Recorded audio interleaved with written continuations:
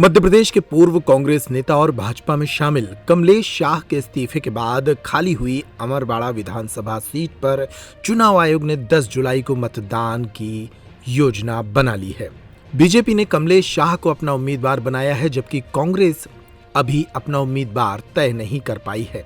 छिंदवाड़ा के 8 विधानसभा सीटों में से एक अमरवाड़ा विधानसभा सीट पर आगामी 10 जुलाई को होने वाले उपचुनाव को लेकर भाजपा ने 35 स्टार प्रचारकों की सूची जारी कर दी है। अमरवाड़ा उपचुनाव को विधानसभा चुनाव की तरह ही ले रही है। बीजेपी इसकी हाई लेवल तैयारियां कर रही है। वहीं अमरवाड़ा विधानसभा में इस बार गोंगपा के कारण त्रिकोणीय संघर्ष होने की स्थिति बन सकती है।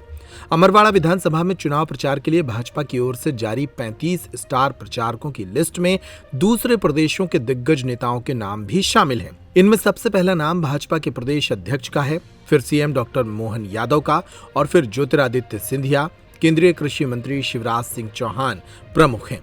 इसके अलावा अमरवाड़ा में असम के सीएम हेमंत बिस्वा शर्मा और महाराष्ट्र के डिप्टी सीएम देवेंद्र फडणवीस भी चुनाव प्रचार के लिए आ सकते हैं। इसके साथ ही पूर्व केंद्रीय मंत्री स्मृति ईरानी का नाम भी स्टार प्रचारकों की सूची में शामिल है। 2023 में विधानसभा चुनाव में भी बीजेपी ने कांग्रेस को हराकर सत्ता हासिल की थी। बीजेपी के हौसले बुलंद हैं, लेकिन फिर भी भाजपा अमरवाड़ा उपचुनाव के लिए तैयारी में कोई कसर नहीं छोड़ रही है। कांग्रेस की हालत ये है कि अभी तक अमरवाड़ा उपचुनाव के लिए कांग्रेस प्रत्याशी की खोज ही नहीं कर पाई है। उधर दूसरी तरफ इस मुकाबले को त्रिकोणीय बना दिया है गोंगपा ने। गोंगपा ने यहां रावेन भलावी को मैदान में उतार दिया है, जिन्होंने लोकसभा के चुनाव में 55,988 वोट पाकर तीसरा स्थान हासिल किया था। गौरतलब है कि कमलनाथ के प्रभाव वाली छिंदवाड़ा की अमरवाड़ा सीट का ये उपचुनाव काफी कश्मकश भरा हो सकता है। छिंदवाड़ा का चुनाव जीतने के बाद हमारे कार्यकर्ताओं का भाजपा पे और विश्वास कार्यकर्ताओं के साथ जनता का बड़ा है और अमरवाड़ा का उपचुनाव जैसे ही डिक्लेयर हुआ है, हम पूरी ताकत के साथ न केवल हमारा कैंडिडेट डिक्लेयर कर दिया, श्री कमलेश शाह हमारे कैंडिडेट है और हमारी सारी एकजुटता के साथ हम कल फॉर्म भरने भी जा रहे हैं और निश्चित रूप से हम गारंटी ले सकते हैं कि आने वाले 13 तारीख को जब रिजल्ट आएंगे पुनः आपको मिठाई खिलाने के लिए भाजपा कार्यालय में आमंत्रित करेंगे। अभी जो बीजेपी ने कैंडिडेट घोषित हुआ है, ये किसका कैंडिडेट था? ये तो कांग्रेस पार्टी का कैंडिडेट था। अभी कांग्रेस में गए, बीजेपी में गए, इनको 4 दिन ही तो हुए।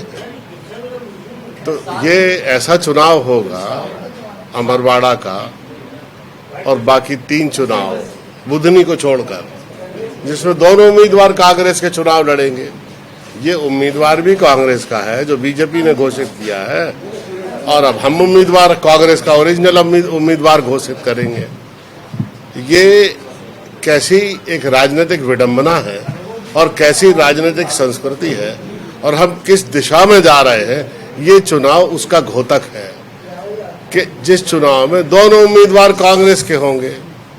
जो परिवार जिसकी मां कांग्रेस की विधायक रही, जो स्वयं 3 बार कांग्रेस का विधायक रहा, उसको बीजेपी ने उम्मीदवार बनाया है, तो 4 दिन पहले बीजेपी में चला गया है।